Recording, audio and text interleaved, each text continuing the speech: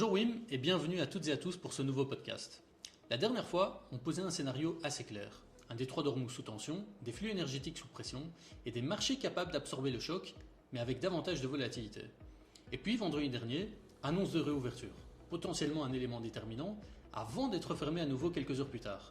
Donc première question, très simple, est-ce que quelque chose a vraiment changé ? Bonjour Antonio. Oui, l'annonce d'un cessez-le-feu est évidemment une évolution positive et on peut espérer qu'elle débouche sur un accord plus durable. Mais sur le terrain, la situation reste incertaine. Notre scénario reste une ouverture partielle d'ici fin avril, mais il faudra du temps avant d'avoir un accord structurel. Tu mets le doigt sur un point important. Concrètement, il y a des annonces indiquant que le détroit est ouvert ou pas, avec des communications contradictoires journalières, mais aucun flux de bateaux n'est réellement observé, avec même des incidents le week-end dernier. Exactement. Il faudra suivre les prochains jours si la situation se normalise réellement. Donc pour l'instant, on a un signal politique, mais pas encore de confirmation économique. Et pourtant, quand on regarde les marchés, ils semblent avoir déjà tranché. Depuis le point bas du 30 mars, les marchés ont rebondi de plus de 10%, avec l'espoir d'un accord rapide entre les États-Unis et l'Iran. Plus de 10%, c'est un nouveau plus haut historique pour le S&P 500. Exactement.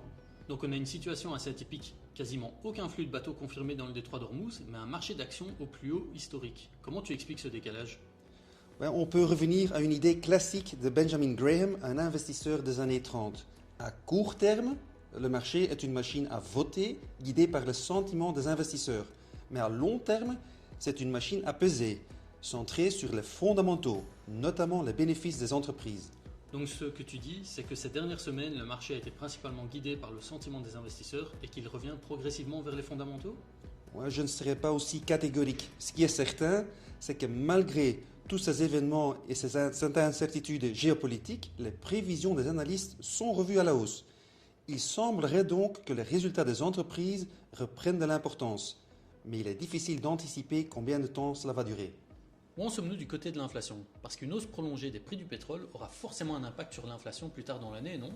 Il faut s'attendre à un retour du pétrole dans une zone de 85 à 90 $ le baril et du gaz naturel européen autour de 40 à 45 euros. Donc des niveaux presque 50% plus élevés qu'il y a 4 mois. On n'est pas sur des niveaux extrêmes, mais est-ce qu'on peut s'attendre à un impact sur l'inflation, voire sur la croissance ? La baisse des pics récents est importante, parce qu'au niveau actuel, la pression sur l'inflation à un an au moins s'est atténuée. L'impact demeure significatif, mais il devrait être temporaire, ce qui permettrait de limiter les effets négatifs sur l'inflation et sur la croissance. Et en termes d'impact économique, si on compare les États-Unis et l'Europe ? Aux États-Unis, l'impact resterait plutôt transitoire, mais en Europe, il pourrait être plus durable, notamment à cause de notre dépendance énergétique. Il y a un autre sujet que je voudrais aborder avec toi. Ce choc énergétique est, pour le moment, qualifié de temporaire par de nombreux analystes. Mais est-ce qu'il pourrait commencer à s'installer dans l'économie ? J'ai l'impression que l'on doit faire une distinction importante. Oui, entre ce qu'on appelle les effets de premier tour et les effets de second tour. Attends, je pense que tout le monde n'est pas forcément familier avec ces notions. Est-ce que tu peux expliquer la différence ? Les effets de premier tour, ce sont les hausses de prix directes liées à un choc externe. Typiquement, une hausse du pétrole, du gaz ou de l'électricité. Ces effets sont généralement temporaires. Les effets de second tour sont plus problématiques parce qu'ils s'auto-entretiennent. C'est-à-dire ? Par exemple, les salaires augmentent pour compenser le coût de la vie et les entreprises augmentent leurs prix pour protéger leurs marges. Et à ce moment-là, l'inflation devient plus persistante. Donc on passe d'un choc subi à un système qui s'auto-alimente. Aujourd'hui, que nous disent les marchés ? On a vu une forte hausse des anticipations d'inflation sur un an au début du conflit. Environ 1,5% supplémentaire en quelques semaines. Mais depuis, ces anticipations se stabilisent. Le marché a donc intégré le choc sans paniquer. Et dans les données concrètes, qu'est-ce qu'on observe après un mois de conflit complet ? L'inflation est globalement repartie à la hausse en mars, principalement à cause des prix de l'énergie. Même aux États-Unis qui sont presque indépendants sur le plan énergétique ? L'inflation globale est montée à 3,3% sur un an, tirée par la hausse des prix de l'énergie. Donc oui, il reste impacté par des prix élevés, mais l'inflation de base reste plus contenue, autour de 2,6%. Même lecture en Europe ? Oui, l'inflation globale est remontée à 2,6%, mais l'inflation de base, donc hors énergie, a légèrement reculé à 2,3%. Au final, est-ce que les banques centrales doivent agir de manière préventive? Toute la question est de savoir si ce choc va rester un effet de premier tour ou s'il va générer des effets de second tour. C'est cela qui déterminera la trajectoire des taux. En résumé, aujourd'hui, on est encore face à un choc énergétique, mais pas dans une situation d'inflation généralisée. L'ampleur et la durée du conflit auront un impact sur l'inflation et sur la croissance économique, ce qui influencera ensuite les décisions des banques centrales. En parlant des banques centrales, les anticipations de taux peuvent évoluer très rapidement. On l'a vu à plusieurs reprises, le marché peut revoir ses attentes en seulement quelques jours. Où en sommes-nous aujourd'hui? À ce stade, les marchés anticipent plutôt un statu quo de la Fed cette année, avec des baisses de taux repoussées à 2027. Et en Europe, les anticipations portent plutôt sur 2 hausses de la BCE. Est-ce que le Chief Investment Office anticipe des changements dans les prochains jours ou les prochaines semaines? Oui, si le conflit se stabilise, ces anticipations pourraient s'assouplir assez rapidement. Pour résumer, on a une inflation contenue, des banques centrales en attente et des marchés prêts à ajuster rapidement en fonction de l'évolution de l'environnement macroéconomique. Mais finalement, on revient aux fondamentaux. La saison des résultats du premier trimestre a commencé. Jusqu'ici, quels sont les signaux envoyés par les entreprises? La saison a démarré avec les grandes banques américaines et globalement, la réaction du marché a été positive.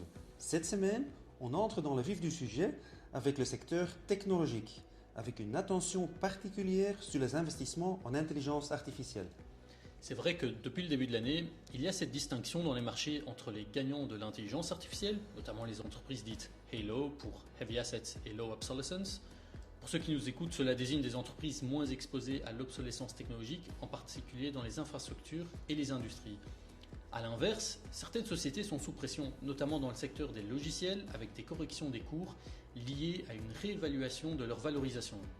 Oui, et au-delà de ça, les investisseurs vont surtout regarder l'impact du conflit sur les entreprises.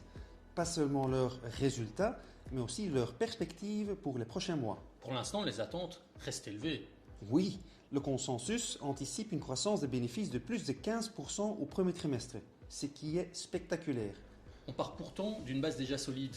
Qu'est-ce qui explique cette dynamique? Plusieurs facteurs. Un dollar plus faible, le soutien lié à l'intelligence artificielle et une consommation américaine toujours résiliente malgré la hausse des taux. Est-ce que cette croissance est concentrée sur un secteur en particulier? Ces dernières années, elle a surtout été portée par le secteur technologique. Ce qui est intéressant aujourd'hui, c'est que la croissance ne se limite pas à quelques secteurs, mais il y a toujours des leaders clairs, notamment dans le secteur technologique et le secteur financier, qui bénéficient du Big Beautiful Bill. Et en Europe? On attend une croissance plus modeste au premier trimestre, autour de 2%, mais avec une accélération attendue sur le reste de l'année pour atteindre environ 10% sur l'ensemble de l'année 2026. Ce qui est remarquable, c'est que malgré un contexte macroéconomique tendu, les révisions de bénéfices ont été orientées à la hausse ces derniers mois. Et le pétrole dans tout ça? Même s'il a fortement monté en mars, l'impact sur le premier trimestre reste limité. Ce n'est donc pas encore vraiment visible dans les résultats publiés ce trimestre.